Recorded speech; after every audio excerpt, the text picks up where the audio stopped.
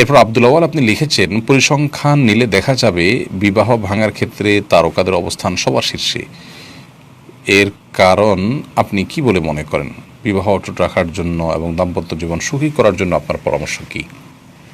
ভাই আব্দুল আউয়াল, তারকাদের মধ্যে আপনি ঠিকই বলেছেন যে এটি প্রায় আমরা শুনতে পাই যে তারা তাদের দ্বিতীয় বিবাহ, তৃতীয় বিবাহ, চতুর্থ বিবাহ কিংবা আরও বেশিও হয়ে থাকে অনেকের, এবং তারা এক স্ত্রীর সাথে খুব দীর্ঘ সময় যে কাটাতে পারেন জীবন, সেটা ঘটনা তা নয়, কিন্তু খুব কম ঘটে।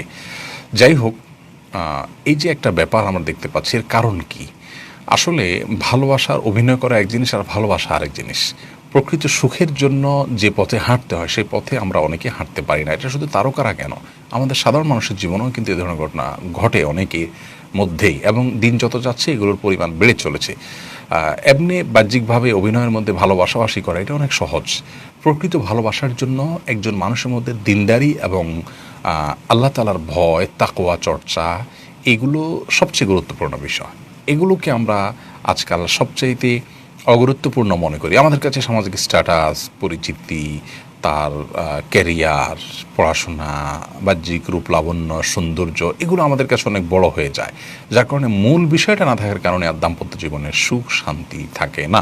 অনেকে অসুখে অশান্তিতে থাকেন, কিন্তু সেটা অন্যদেরকে জানতে দেন না, শুধুমাত্র সামাজিক লজ্জার ভয়। আর অনেকের তো সংসার ভেঙেই যায়।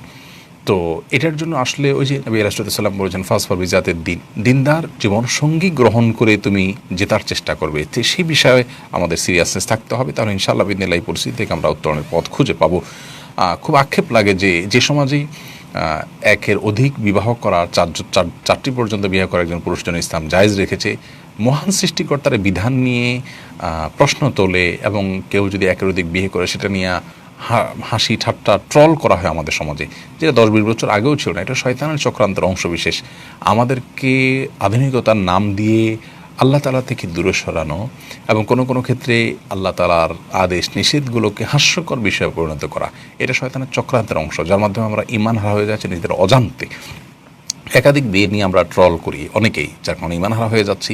অথচ এই যে তারকারা একটার পরে একটা স্ত্রী চেঞ্জ করছেন, সেটা নিয়ে কিন্তু কেউ ট্রল করতে দেখবেন না, এবং এটা নিয়ে কেউ ট্রল করতে দেখবেন না বলতে মিডিয়া, মূলধারার সংবাদ মাধ্যম বলুন অথবা অন্য কেউ বলুন, তারা কিন্তু ট্রল করে না, এবং ট্রল করা উচিতও না। আমি বলছি না যে তাদের নিয়ে ট্রল করা উচিত, কিন্তু আমি বলছি যে সেখান থেকে শিক্ষাটা আমাদের গ্রহণ করতে হবে। আর যেটা নিয়ে আমরা ট্রল করছি সেটা ট্রলের কোনো বিষয় নয়, এবং কেন সংসারগুলো টিকছে না, বারবার ভেঙে যাচ্ছে, সেটা আমাদের অ্যানালাইসিস করে শিক্ষাটা গ্রহণ করা উচিত। আল্লাহ তাআলা আমাদেরকে সেই বুঝ এবং সেরকম ফাহাম আমাদেরকে দান করুন। মির্জা সাব্বির আপনি লিখেছেন, অপরকে ক্ষমা করে দেওয়া যদি ইসলামের শিক্ষা হয়, তাহলে অপরাধী কি তার অপরাধের জন্য শাস্তি দেওয়া যাবে না? দেখুন, পারস্পরিক যে সমস্ত বিষয় আছে সেগুলোতে একে অন্যকে ক্ষমা করে দেওয়ার জন্য ইসলাম আমাদেরকে নির্দেশ করেছে।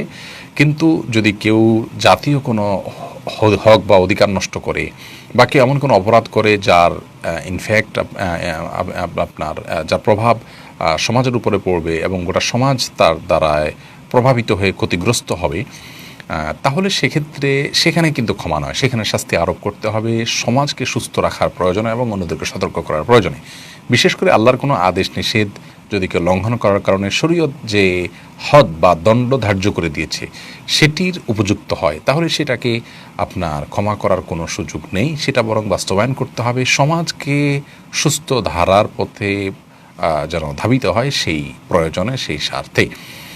আবার এর পাশাপাশি যদি আপনার পারস্পরিক বা ব্যক্তিগত যে অধিকারগুলো থাকে সেগুলোতে শরীয়তের কোনো দণ্ডের বিষয় আসে, সেগুলোতেও যদি ছাড় দেওয়া যায় সেটাও প্রশংসনীয়। যেমন ধরুন, আপনার প্রিয়জন কাউকে কেউ হত্যা করেছে, যিনি হত্যা করেছেন তিনি লজ্জিত হয়ে অনুতপ্ত হয়ে ক্ষমা চাচ্ছেন, আপনি যদি তাকে ক্ষমা করে দেন, তাহলে সেক্ষেত্রে তার উপরে যে কিসাসের বিধান আছে শরীয়তের, সেটি আর প্রযোজ্য হবে না, যেহেতু আপনি মৃত ব্যক্তির আত্মীয় হিসাবে বা তার ওয়ারিস হিসাবে আপনি ক্ষমা করে দিয়েছেন। তো এই ধরনের বিষয়গুলোতে আমাদেরকে ক্ষমা করে দেওয়ার নির্দেশ ইসলাম দিয়েছে। কিন্তু কেউ ধরুন জেনা করেছে, কেউ ধরুন আল্লাহর হক নষ্ট করেছে, যেখানে দণ্ডতা শুধু মানুষের হক রক্ষার জন্য না, আল্লাহর হকের ব্যাপার আছে, সেখানে কোনো প্রকার সুপারিশ করার সুযোগ নেই।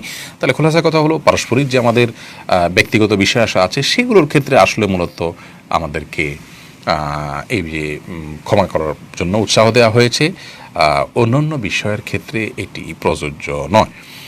এমডি ওয়াজিদ মোরল আপনি জানতে চেয়েছেন, আমাদের মসজিদের ইমামের বেতন দেওয়া হয় মাজারের টাকা থেকে, এই ইমামের পিছনে নামাজ পড়লে নামাজ হবে কিনা? বেতন ইমাম সাহেবকে কোত্থেকে দেওয়া হচ্ছে এটার উপরে ভিত্তি করে মুসল্লিদের নামাজের কোনো প্রভাব পড়বে না। ইমাম সাহেব নিজে যদি মাজার পূজারী না হন, মাজারে সিজদা না করেন, মাজারের কাছে প্রার্থনা না করেন এবং মাজারে বিশ্বাসী না হন, তাহলে সেক্ষেত্রে তার পেছনে সালাত আদায় করলে সালাত হয়ে যাবে। মৌলিকভাবে আমাদের সালাতের কোনো অসুবিধা হবে না ইনশাআল্লাহ বিইذনিল্লাহ।